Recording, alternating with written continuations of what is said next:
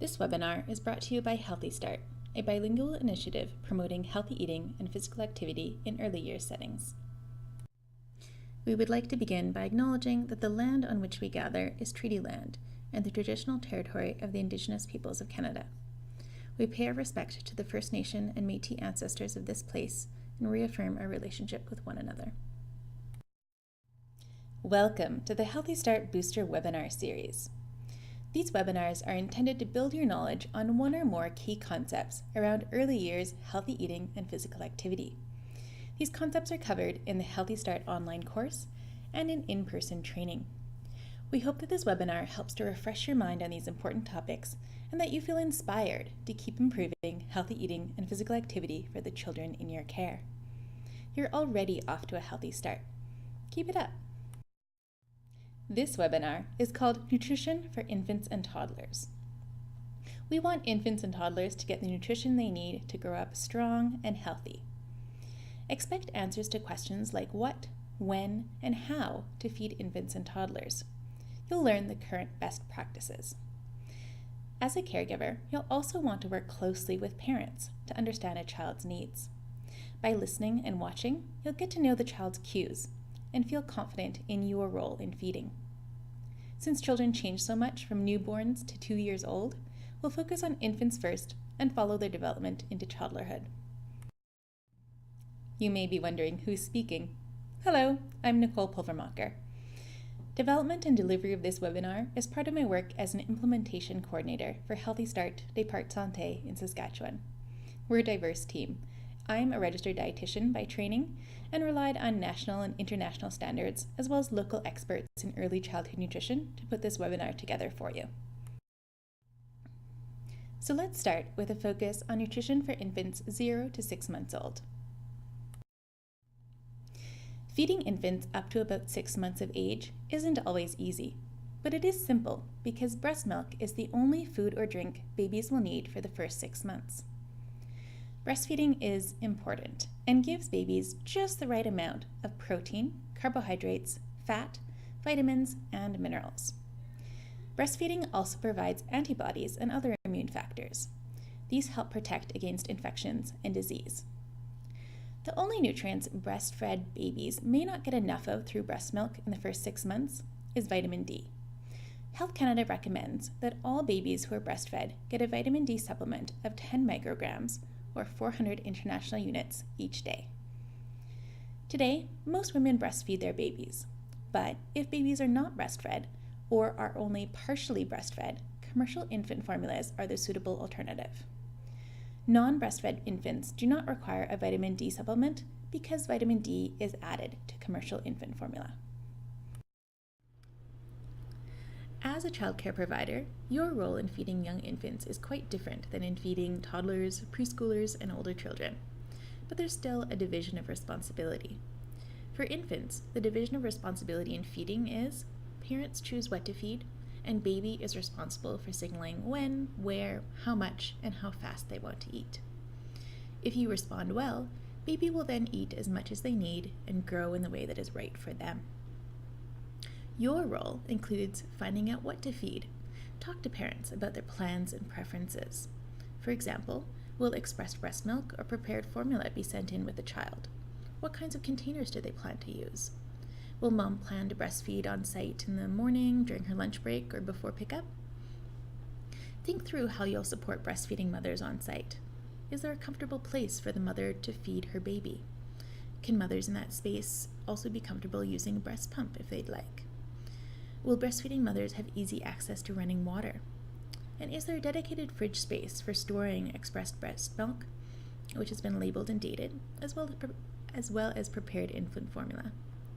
While most parents will provide all the food their young infant needs, your role involves storing and preparing that food. So we'll review safe food handling in a few slides. Let's take a moment to review what it really means to support breastfeeding. On your screen now are highlights from Breastfeeding Committee for Canada Baby Friendly Initiative Integrated 10 Steps for Hospitals and Community Health Services, the interpretation for Canadian practice. Steps to support breastfeeding include having a written policy and staff who know how to support and implement the policy, talking to families about breastfeeding, both how it works and its importance, supporting a skin-to-skin contact for mothers and babies, helping mothers recognize when babies are ready to feed and offering help as needed, considering how to support mothers who are separated from their infants and want to maintain the ability to breastfeed, encouraging baby-led or cue-based breastfeeding and sustaining this beyond 6 months, as well as avoiding the use of artificial teats or pacifiers. We'd also like to achieve a seamless transition between health services and programs so families are supported with the same healthy messages throughout their interactions with people who care for their children. Supporting breastfeeding also means being careful of how substitutes are presented. The last 2 points are summarized from the International Code of Marketing of Breast Milk Substitutes. Choosing to use commercial infant formula isn't wrong. We just want to protect and support breastfeeding as the normal way to feed babies. So, avoid allowing any advertisements for commercial infant formula into your space. That includes free samples. Another standard is that baby-friendly spaces have no words or pictures idealizing artificial feeding. With that in mind, you might review any books, posters, and marketing materials you use to attract new families, and be sure that you're sharing messages that support breastfeeding. An important aspect of your role as caregiver is to be prepared for feedings. Young infants are vulnerable to food poisoning, so proper preparation and storage of expressed breast milk and infant formula is very important to reduce the risk. This is a brief summary of all the steps it takes to prepare milk for feeding. For more detailed, step-by-step instructions, see beststart.org. In general, remember that sterilization of all infant feeding equipment is recommended. That means, before preparing any infant milk, wash hands and clean countertops thoroughly with soap and warm water. Also wash any equipment you might use, like bottles, nipples, caps, tongs, measuring cups, or other containers. Then sterilize the washed equipment by boiling it in an open pot of clean water for 2 minutes. Then allow the equipment to air dry and cool. Expressed breast milk is ready to use, whether it's cold from the fridge or warmed in a pot of hot water. Some babies do prefer warm milk. Depending on the family's instructions and your workplace's policies, you might feed expressed breast milk by using an open cup or a bottle. If you have to prepare infant formula, follow the manufacturer's directions. For example, opened cans of liquid infant formula should be covered and refrigerated immediately. And powdered formulas are not appropriate for infants under 2 months of age. If powdered infant formula is provided for a child under your care, prepare it carefully. Water used to make formula must be safe for babies. Begin by checking for high levels of fluoride in your tap water or high levels of nitrates or bacteria in well water. Well water must be rechecked regularly. In most cases, your tap water will be safe to use. However, do not use water that has been run through a water softener. Use the cold water tap to avoid higher levels of lead that can leach into the hot water pipes. Then be sure to boil all water used for infants for a full 2 minutes. Your support and responsiveness is essential to help feedings go well. Children come out of a quiet, dark place into a world full of sights, sounds, and commotion. To do well with eating, the youngest infants will need help with being calm and staying awake. To help babies, feed them the way they want you to, that is, feed on demand.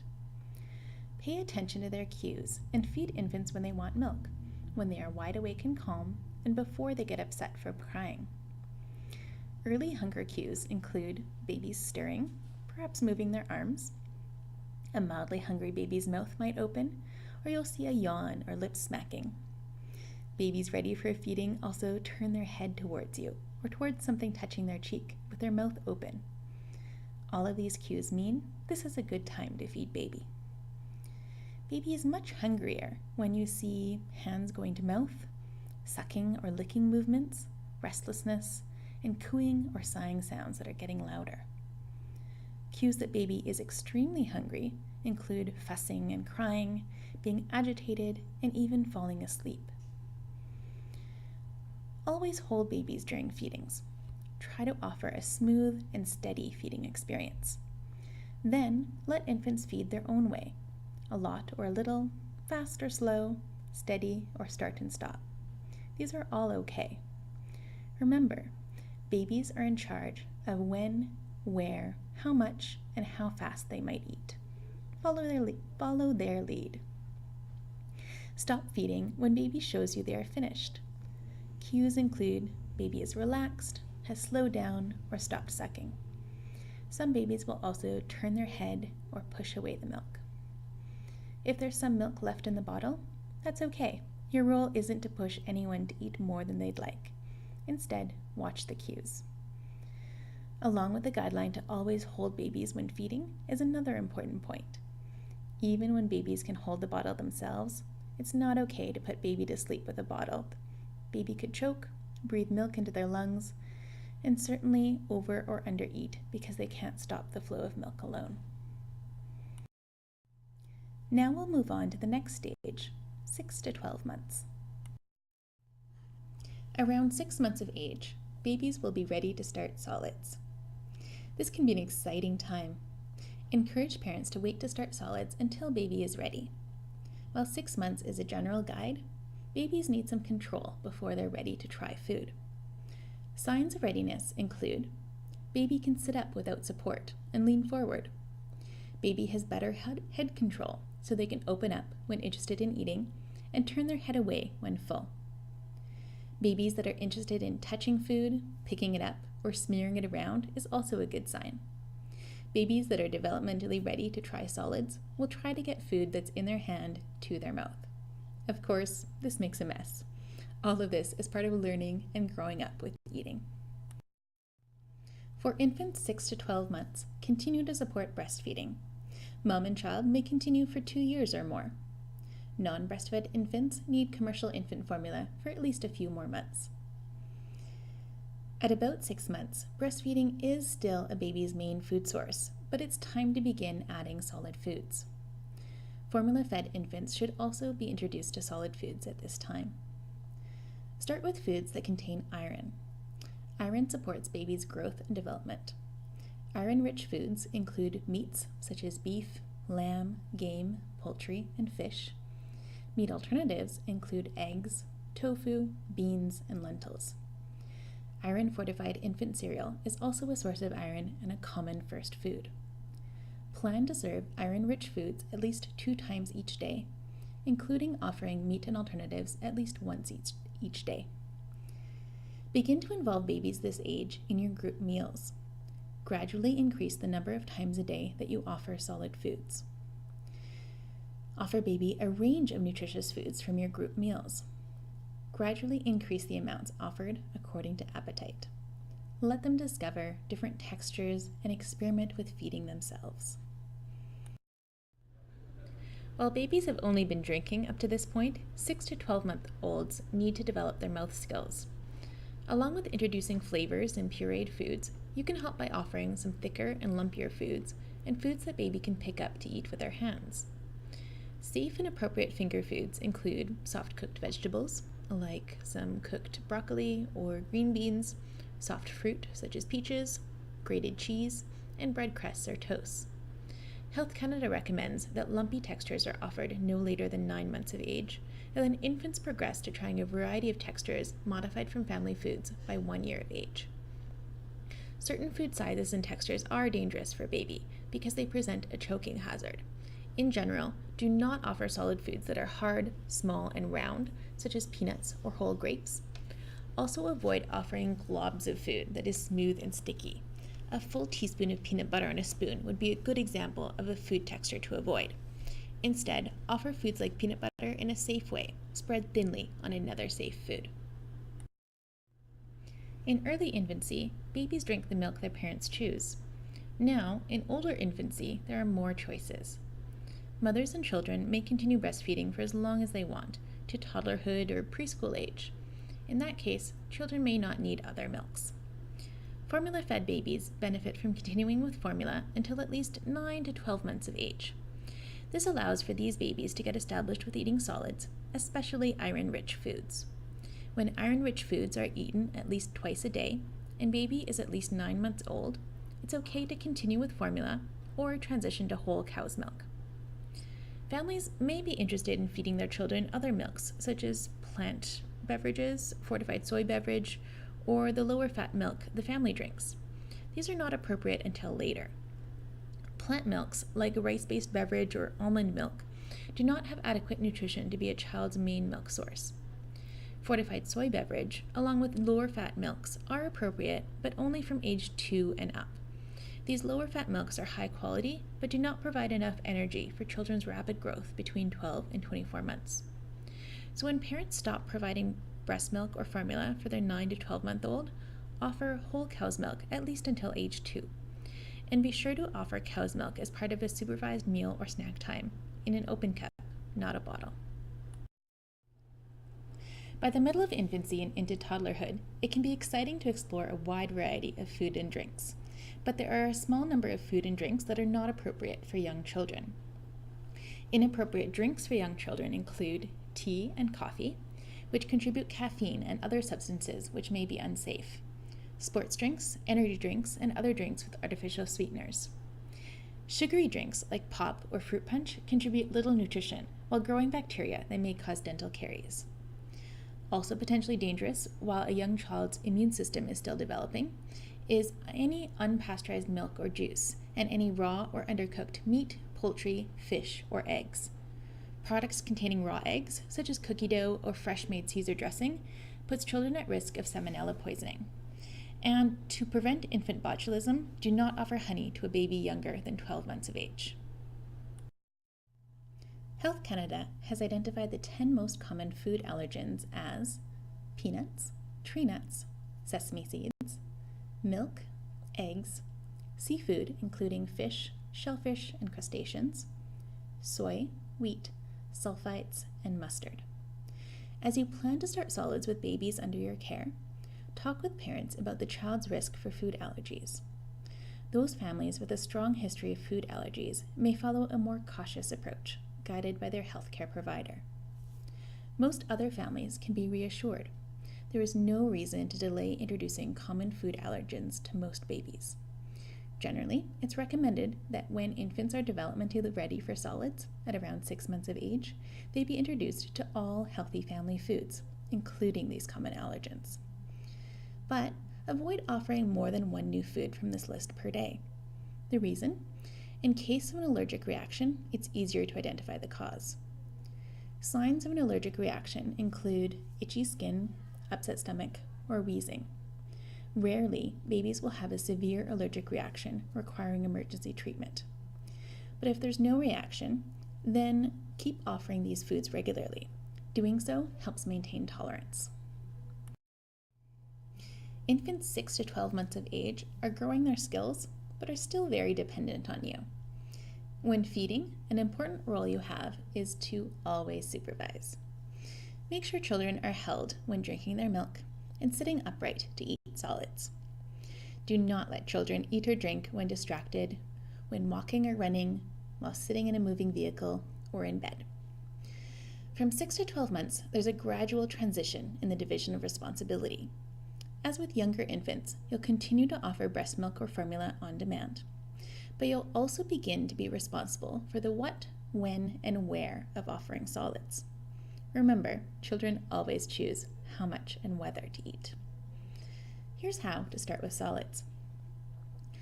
Choose a very small amount of food to offer. Start with no more than about a tablespoon of each food. Place baby in a high chair, looking straight ahead. Hold a spoon a few inches in front of baby's mouth and wait to see what they'll do. Feed her way. Let her eat or not eat. Eat a little bit or a bunch, fast or slow. Stop the feeding when baby is done. Eating may only have their attention for a few minutes. That's okay. Give her plenty of chances to learn, have fun, and keep it casual. With a 6 to 9 month old, the point isn't to get food into them. Baby this age are still getting plenty of nourishment from their breast milk or formula.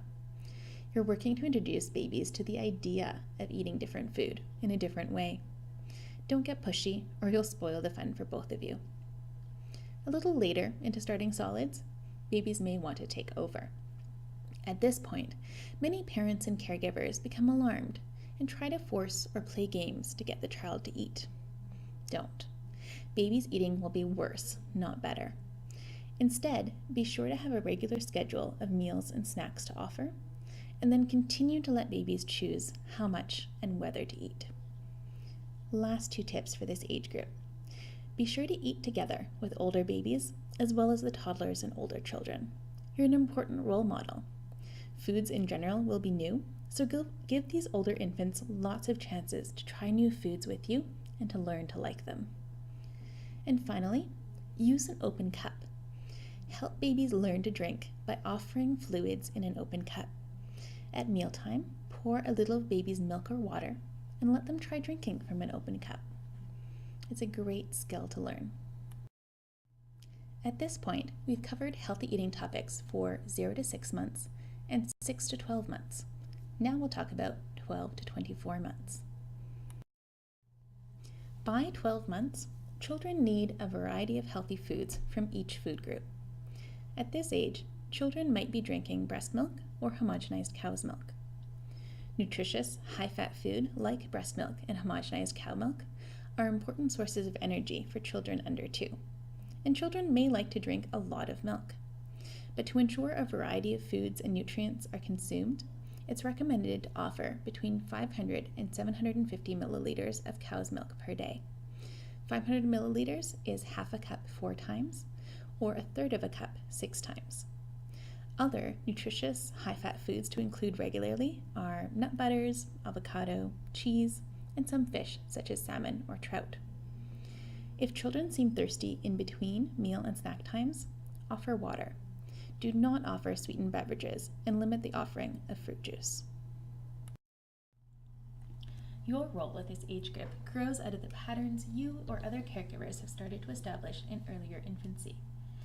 After eating enthusiastically earlier, children's eating around this age often becomes cautious, erratic, picky, or fickle. Many times children will eat just a few bites. Other times they will eat much, much more. This is normal. Do not try in any way to get these young children to eat. Instead, give both clear leadership and a sense of control.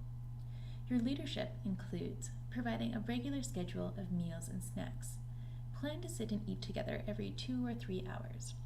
Children will learn their eating habits from you, so be a role model. Try new and nutritious foods yourself.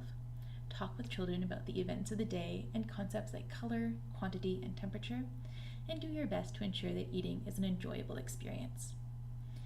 Your leadership also includes the fact that adults will choose what to serve and when. Offer the same safe foods you offered earlier, and don't limit the menu based on a food jag or children's requests. When children lose interest in eating or start to misbehave, let them down from the table. Teach them how to play quietly while the rest of the group finishes their meal. Say no when you are begged for food or drinks between meal and snack time, except for water. Also, it can be tempting to give foods to help children deal with their emotional upsets, but don't teach them to use food for emotional reasons. Stick to scheduled feedings and sort out whether the child is hungry or sad, full or tired. Give attention, discipline, hugs, or naps. Once you've set up your leadership role, give these growing children a sense of control. Follow the division of responsibility and let children decide how much and even whether to eat the foods you have put on the table. And let them eat their way, fast or slow, much or little, using fingers or utensils, and in any order, even if it's dessert first. As their motor skills improve, children gain a sense of mastery from practicing feeding themselves. Facilitate this by providing child-sized utensils and dishes so children can learn to serve themselves. Ask or allow children to be involved in other mealtime activities too, like setting the table and clearing dishes. Okay, we've covered tips for healthy eating from birth to age 2. Now we'll review some key concepts by discussing a sample menu for each of these ages. A 4-month-old is often hungry and gets feedings on demand. Baby may begin to show interest in food, but is well fed with their breast milk or formula. At 7 months, a day of eating might look like this. Breast milk is still a main food and is provided often and on demand. But at this age, baby is also sitting at the table in their high chair and enjoys trying a few foods at meal and snack time. Textures are generally soft, mashed, or finely minced, but baby also has the opportunity to practice grasping and feeding themselves with finger foods like toast. Eggs and wheat, two common allergens, are shown here in this 7-month-old day. That's healthy and appropriate as long as baby has tried them both individually before. At 11 months, we have a similar structure of some breast milk on cue, plus meals and snacks throughout the day. Foods are a bit more challenging, including more finger foods and mixed dishes. There's less pureed food, but they're still present. Notice the fish at midday. At 17 months, this toddler may still be breastfeeding overnight and at meal or snack times, or parents may have chosen to transition to whole cow's milk. Either way, solid foods take a bigger role in this child's nutrition. Notice that foods are only slightly modified. Offering foods already chopped, diced, sliced, or spread helps prevent choking, but this child doesn't need foods to be soft and mashed. Notice that hummus is a great option for a meatless meal at lunchtime. Eggs, legumes, fish, and other foods continue to provide iron, protein, and other essential nutrients. A final tip about feeding. With most common health conditions in infancy and toddlerhood, there's no need to change your feeding relationship. Colic, for example, is stressful, but usually resolves on its own by about 4 months. Feeding changes, unfortunately, do not seem to help. In infancy, bowel function varies widely.